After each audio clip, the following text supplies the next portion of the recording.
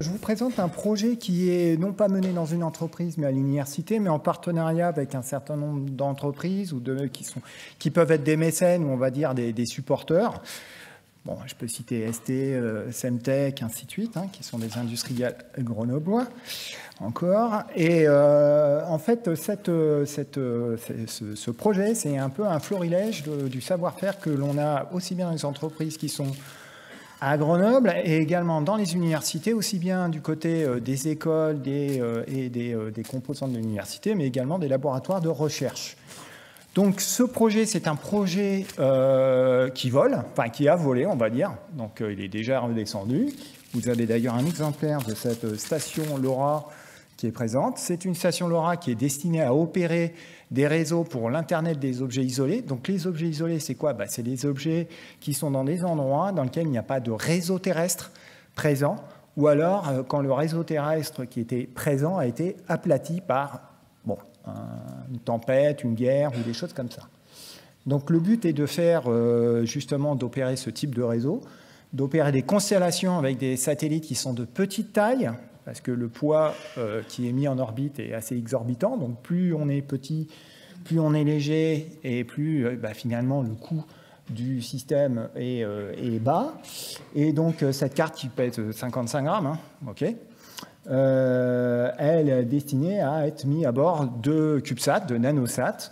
En gros, des 3U, en dessous, ça devient compliqué parce qu'on ne peut pas orienter le satellite. On n'a pas de correction d'attitude.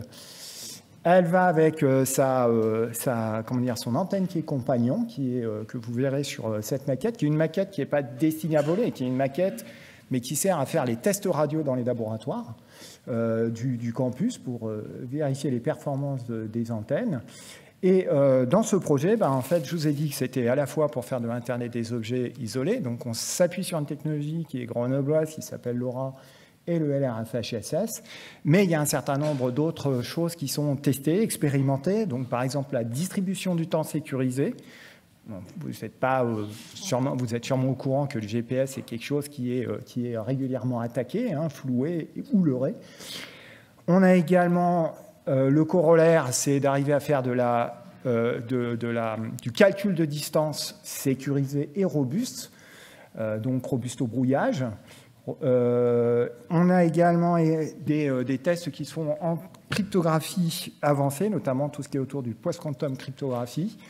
On fait également de l'IA embarquée, notamment pour faire, alors pas de la maintenance prédictive, comme on a pu l'entendre dire, parce que là-haut, c'est difficile d'aller intervenir, mais au moins de la détection d'anomalies préventives, ce qui permet d'anticiper ce qui peut arriver ensuite pour ce satellite. Ne serait-ce que dire, ce satellite, on sait que dans 24 heures, il est cuit, c'est pas la peine de compter dessus. Un mot de conclusion, enfin, voilà. Je termine. Allez-y. On travaille aussi sur tout ce qui s'appelle le Tiny MLOps, c'est-à-dire le fait de la distribution à la fois des firmware qui sont à bord, des modèles d'IA qui sont embarqués, et de façon toujours sécurisée.